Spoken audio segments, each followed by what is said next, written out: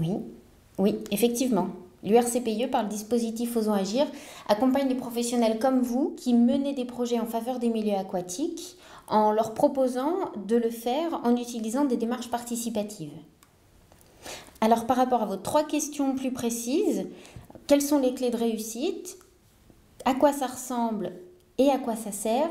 Ce que je vous propose, c'est d'aller voir directement 3 territoires qui ont utilisé ces démarches pour des projets. Je leur pose directement les questions et puis dès que j'ai quelques éléments de réponse à vous communiquer, je vous appelle et puis on fait le point ensemble.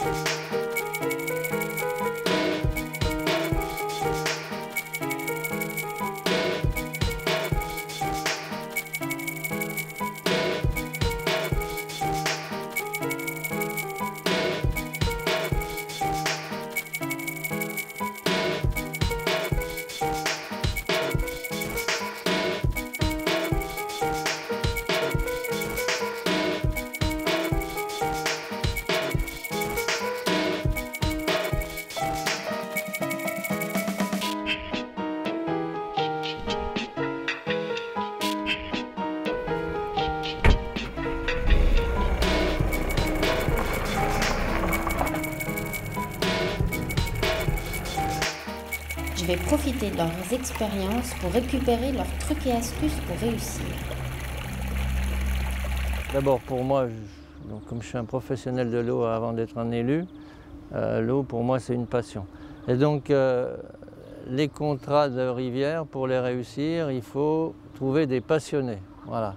Que là où je vis, je suis en contact avec l'eau. Et donc ou bien je suis un acteur responsable qui construit une politique de l'eau, qui construit la vie de l'eau, ou bien je suis un démolisseur. Les élus, ils sont passionnés de beaucoup de choses, mais ils n'ont pas toujours le temps nécessaire. Alors pour moi, le technicien de rivière, il a plusieurs rôles. Un, il a un rôle de permanent, c'est-à-dire que lui, il peut consacrer tout son temps au thème de la rivière, au thème de l'eau. Donc ça, c'est fondamental. Deuxièmement, un permanent passionné. Toute personne qui a une collectivité territoriale, il doit être passionné des relations humaines. Sinon, il faut faire autre chose. Pourquoi s'associer? Parce que, comme on le dit, le technicien de rivière, il est quand même technicien au départ. Et même s'il est passionné, il y a quelques méthodes qui sont quand même plus faciles à mettre en œuvre si vous avez à côté de vous des gens qui connaissent un peu la matière. Tu maîtrises le volet technique, je maîtrise l'animation. On est deux, on a la possibilité, quand on se sent à sec, pas bien, que l'autre prenne le relais. L'un comme l'autre, on avait de l'intérêt pour le travail de l'autre. Pour pouvoir aller dans ce genre de projet, il faut déjà en être convaincu soi-même, se créer une dynamique autour du projet pour soi, en partenariat, mais être convaincu de la nécessité du projet et de l'intérêt de ce projet pour les gens. C'est en se dynamisant soi-même qu'on crée la dynamique dans laquelle on veut que les gens aillent. Les délais peuvent être importants, surtout voilà, quand on rentre dans une démarche de concertation. Mais le fait d'avoir les décideurs dans le groupe de travail permet de leur montrer, de leur faire comprendre que ces délais sont là. À l'initiative du projet, moi j'étais sur une année, peut-être 2 ans, maximum 3 ans. Et ça, c'est plutôt sur 3 mois d'essayer de condenser l'opération pour que ça ait un petit peu plus d'ampleur et d'impact au niveau local, quoi, que ça puisse être sur une vraie dynamique d'un moment de 3 mois où il y a une vraie mobilisation et après à entretenir. On venait sur une réunion rivière, donc il fallait qu'on mette un cadre qui rappelle la rivière, qui interpelle le participant, la personne qui a fait le déplacement de venir à cette réunion. Donc on a mis en place tout un système de rondins de bois, de nappes bleues pour rappeler le cours d'eau, des bottes, des cuissardes. L'idée c'est de casser le schéma habituel des réunions d'information pour aller vers de la concertation où on va attacher de l'importance plus sur un cadre, donc du cadre visuel, où quand on rentre on a une atmosphère de salle autour de la thématique, donc rivière, avec la décoration que tu viens de parler, à la fois de la disposition de salle, On sait qu'on n'est plus dans un schéma spectateur-intervenant, mais dans un schéma de discussion. Le but étant de permettre aux gens de s'exprimer le plus possible avec un éventail d'expressions différentes. On est à l'écoute, personne n'hésite à prendre la parole, puisque de toute façon, on a tous quelque chose à dire. Moi, je ne me sentirais pas jugé de dire ce que je pense dans une réunion comme...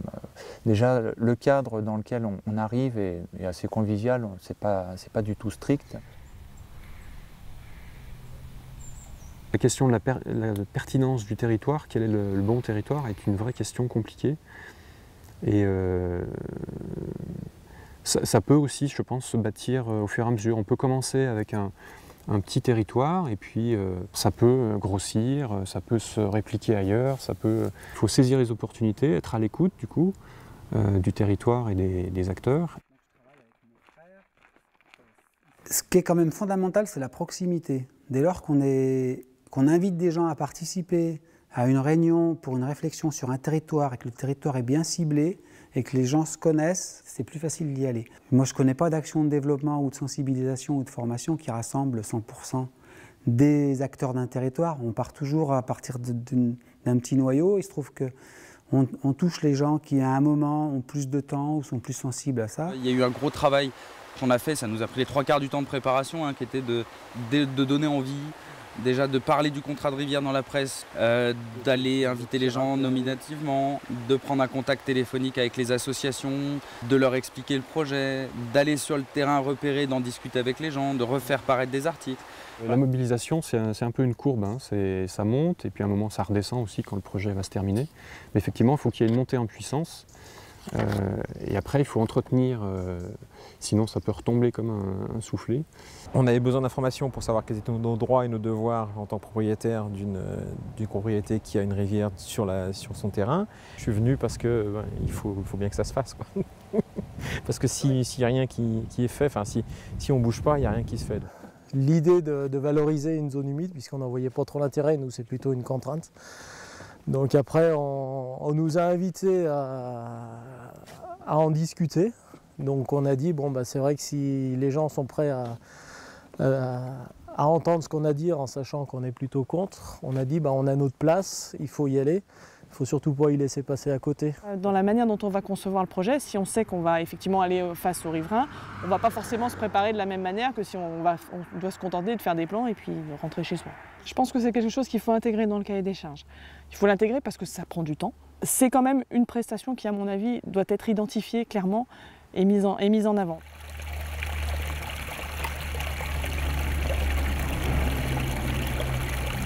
Il faut absolument que je lui dise d'être vigilant au temps à investir et à être bien organisé.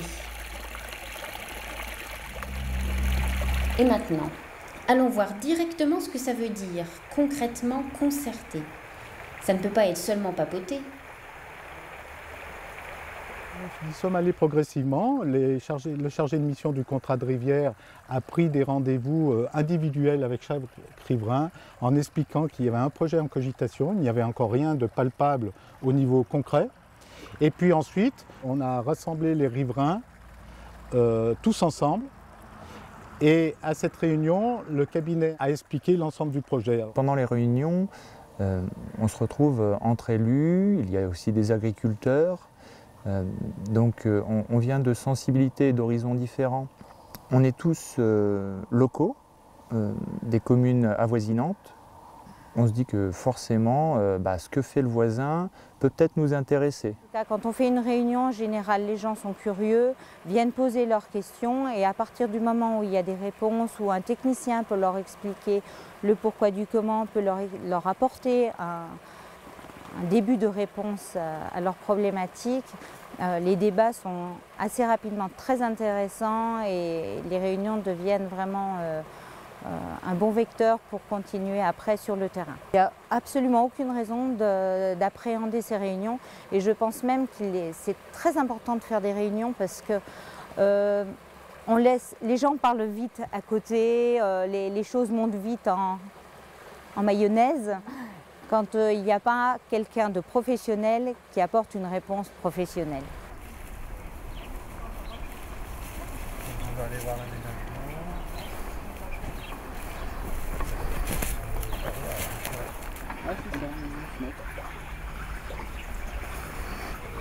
On a donné une réponse plus tard avec M. Loiseau pour éventuellement de faire un chantier, un exemple au bord de ce ruisseau. On avait décidé un jour pour ces travaux et nous avons réuni une équipe on était 7 personnes, de Valérie, il y avait je ne sais pas de quelle commune aussi, mais enfin on était une bonne petite équipe.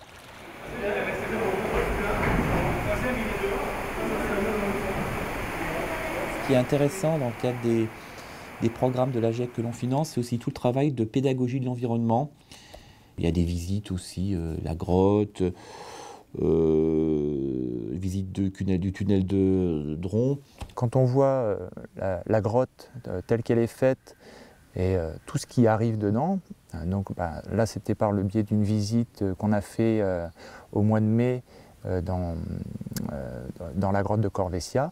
Là, on a bien vu que tout convergeait au même point, donc toutes les pollutions vont au même point. Donc, nous tous, on pollue tous le même endroit.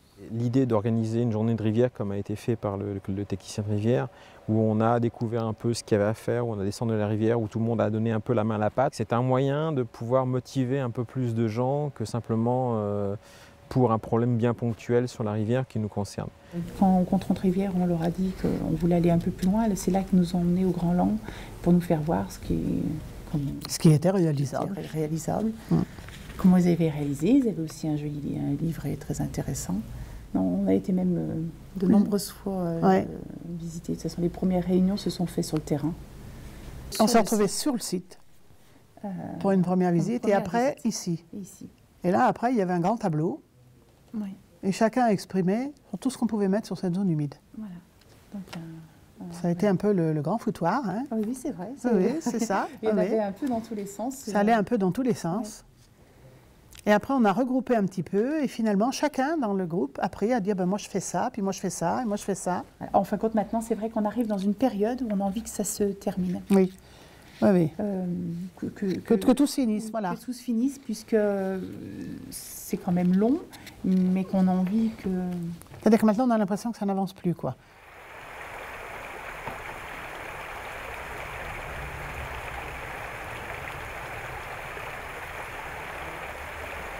Le terrain semble un outil pédagogique essentiel, un passage obligatoire. Il faudra que je lui dise. Allez, allons maintenant au cœur de la question. Faire participer. Qu'est-ce que ça apporte de plus à un projet? Alors, le premier changement qui est le plus flagrant, c'est que la rivière était un dépotoir. Maintenant, quand on se promène au bord des rivières, on n'a plus de carcasses de voitures, on n'a plus de machines à laver. C'est vraiment exceptionnel si on trouve beaucoup de déchets. L'AGEC a mis en évidence un certain nombre de problèmes de risque de pollution ou de risque de pollution des eaux souterraines. Nous, on fait partie des acteurs qui travaillons sur le territoire et qui pouvons être responsables de ces pollutions. Par exemple, nous, sur l'exploitation, on a évolué vers une reconversion à l'agriculture biologique.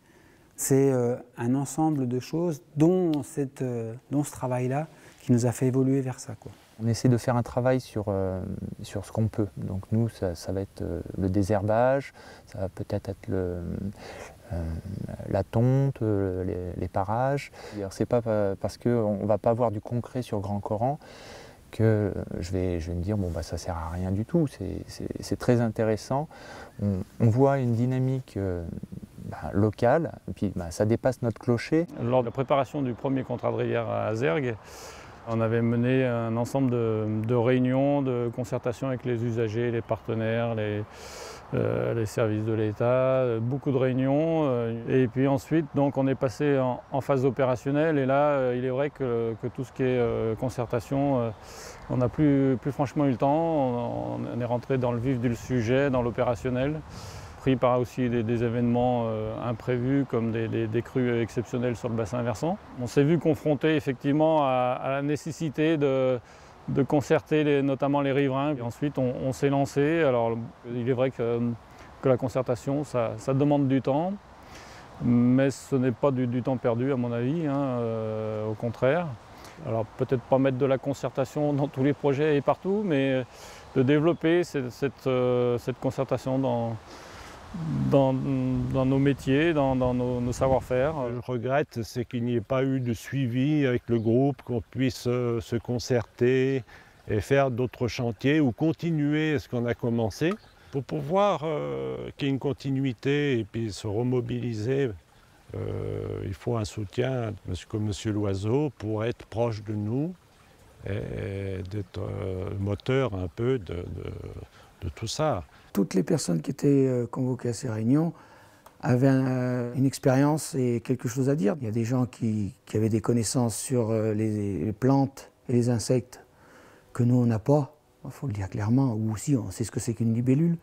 Voilà. Mais après, voilà, il y a quelques plantes, on leur donnait des noms. Moi, j'avais encore des noms de patois d'autrefois, donc on m'a donné leur vrai nom. Voilà, c'était assez sympathique.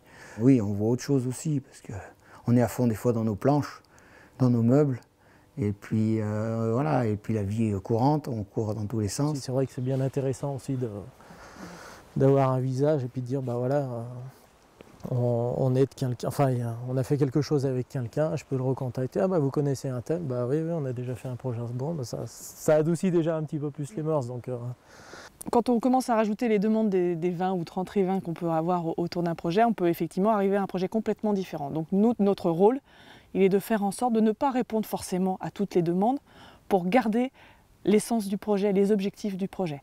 Le collectif, pour moi, c'est un aller-retour effectivement entre des intérêts individuels, des associations à plusieurs acteurs parce que les intérêts sont convergents, et puis une troisième dimension, quelque chose qui dépasse la somme des différents individus.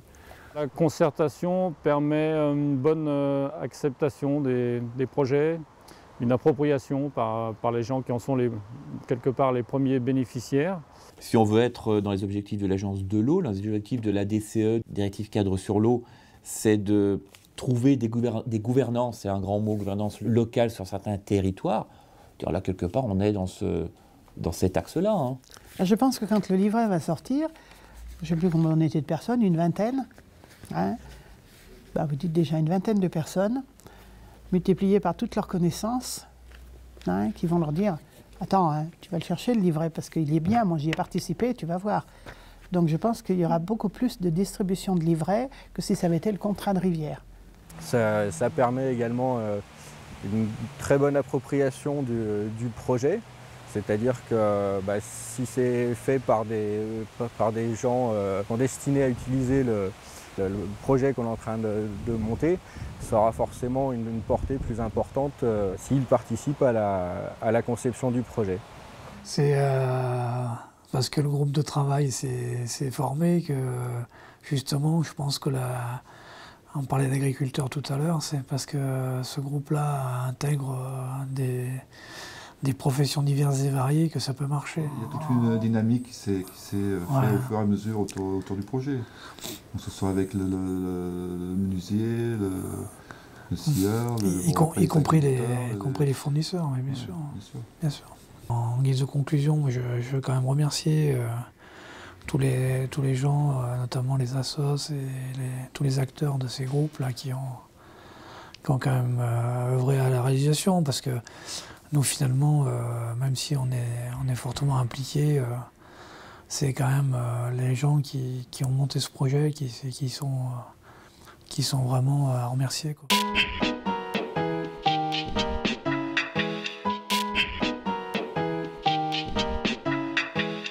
Visiblement, tout le monde gagne à se mettre d'accord pour agir ensemble, que ce soit les différentes parties prenantes ou le milieu aquatique.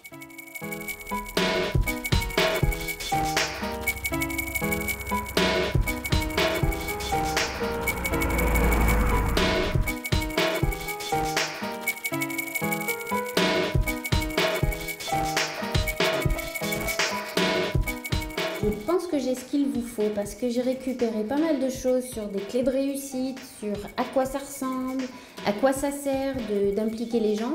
Et je pense que ça peut vraiment aider votre projet. Alors, je vous propose qu'on se réunisse et puis je vous présente tout ce que j'ai récupéré. Puis comme ça, vous pourrez voir si votre projet, ça vaut le coup de le mener en impliquant la population locale.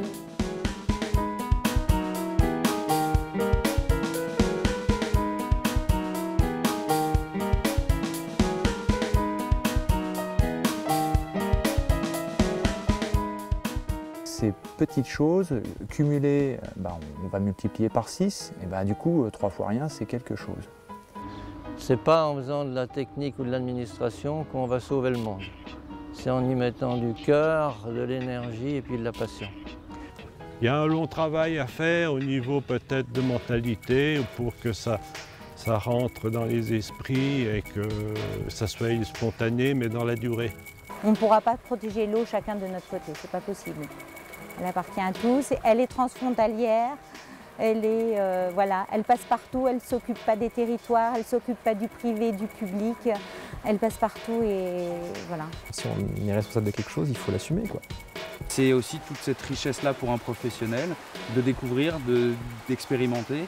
Et c'est aussi, je pense que ce qui a plu aux participants, c'est d'être dans un cadre où on découvre, on fait ensemble. Je crois qu'il faut vraiment qu'on prenne du temps et qu'on laisse des moyens d'animation aux associations.